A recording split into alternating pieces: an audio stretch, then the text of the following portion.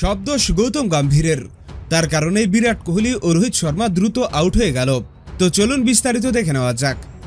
Australia series শুরুর আগেই গৌতম গম্ভীর বিরাট কোহলি এবং রোহিত শর্মার উপর প্রচুর চাপ প্রয়োগ করেছে।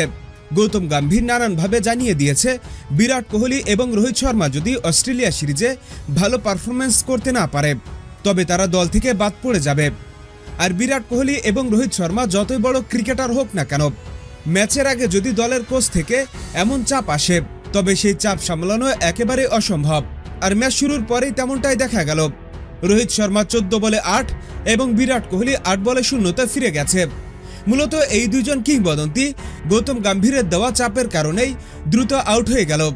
তবে গৌতম গম্ভীর যদি বিরাট কোহলি এবং রোহিত শর্মার পাশে দাঁড়িয়ে ভালো কথা বলতো তাহলে এমনটা হতো না।